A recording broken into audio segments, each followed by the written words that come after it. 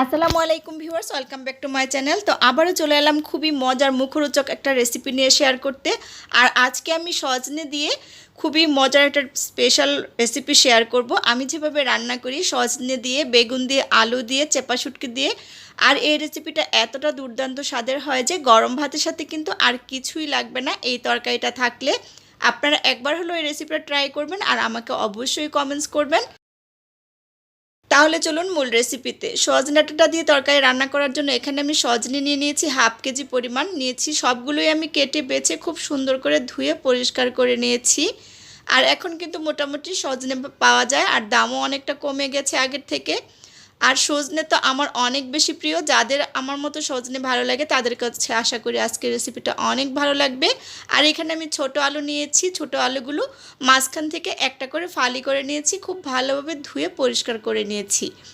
আর নিয়ে নিয়েছি বেগুন, একদম ফ্রেশ দেখে এখানে আমি 3টা ছোট সাইজের বেগুন নিয়েছি। বেগুনগুলোও কেটে ধুয়ে পরিষ্কার করে নিয়েছি। আর নিয়ে নিয়েছি এখানে আমি চেপা শুটকি নিয়েছি 6 থেকে 7টার মতো। এগুলো ধুয়ে হামানদিস্তায় আমি ছেঁচে নিয়েছি। পেঁয়াজ রসুনও আমি খুব সুন্দর করে হামানদিস্তায় ছেঁচে নিয়েছি। এখন সরাসরি চুলাতে চলে এলাম রান্না করতে। আর এভাবে কিন্তু ছোট আলু দিয়ে আর সজনে দিয়ে রান্না করলে অনেক বেশি মজার হয়।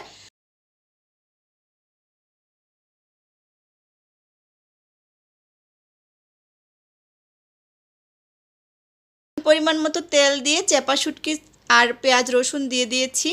পেঁয়াজ রসুন আর চেপা শুটকি আমি 2 মিনিটের মতো তেলের সাথে খুব সুন্দর করে ভেজে নেব।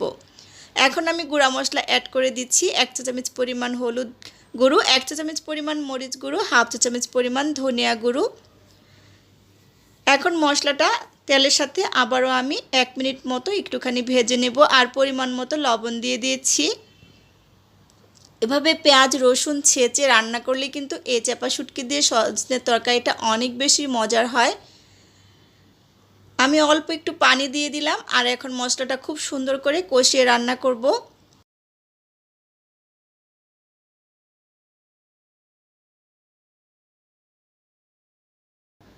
তো আমি ঢেকে দিব। 4-5 মিনিটের মতো মশলাটা কষিয়ে নিব। ফিরে এলাম 4-5 মিনিট পর। মশলাটা খুব সুন্দর করে কষানো হয়ে গেছে। এই পর্যায়ে আমি আলু অ্যাড করে দিব। ছোট আলু যেহেতু একটু সিদ্ধ হতে সময় বেশি লাগে সেজন্য আলুগুলো আগে সিদ্ধ করে নিব। তো মশলার সাথে 1 মিনিটের মতো আমি এভাবে নেড়েচেড়ে কষিয়ে নিচ্ছি। তারপর আমি পরিমাণ মতো পানি দিয়ে আলুটা খুব সুন্দর করে সিদ্ধ করে নিব।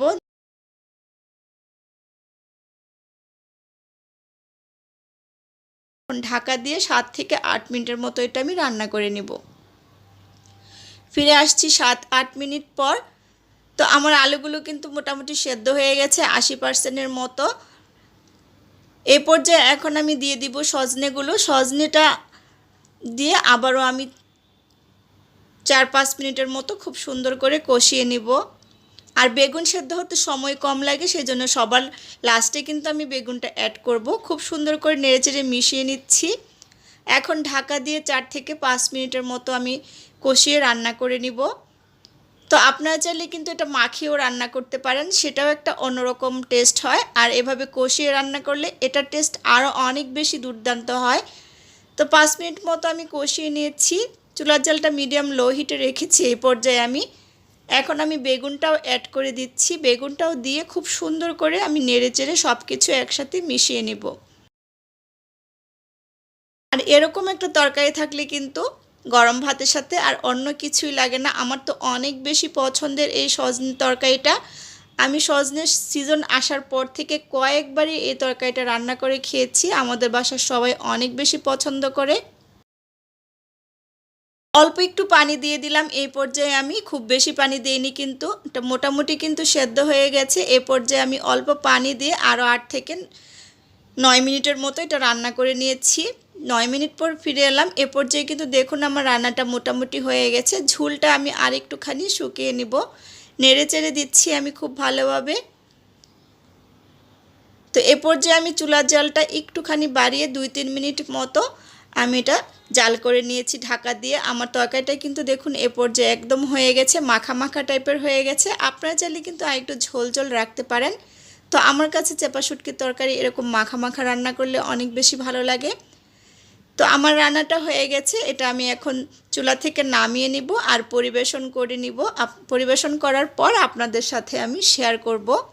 আর আমার রেসিপিটা যে যেখান থেকে দেখছেন অবশ্যই কিন্তু কমেন্টস করবেন আর ফ্রেন্ডস ফ্যামিলির সাথে বেশি বেশি শেয়ার করে দিবেন। আপনারা দেখে বুঝতে পারছেন যে কতটা লোভনীয় হয়েছে তরকারিটা। আশা করি আমার আজকের রেসিপিটা আপনাদের ভালো লেগেছে। ভালো লাগলে আমার চ্যানেলটা সাবস্ক্রাইব করে পাশে থাকা বেল আইকনটা ক্লিক করে দিবেন। যারা ফেসবুক পেজ থেকে দেখবেন আমার পেজটা ফলো দিয়ে রাখবেন। আজকের মতো বিদায় নিচ্ছি, আবারও দেখা হবে নতুন কোনো রেসিপি নিয়ে। সেই পর্যন্ত সবাই ভালো থাকবেন, সুস্থ থাকবেন। আল্লাহ হাফেজ।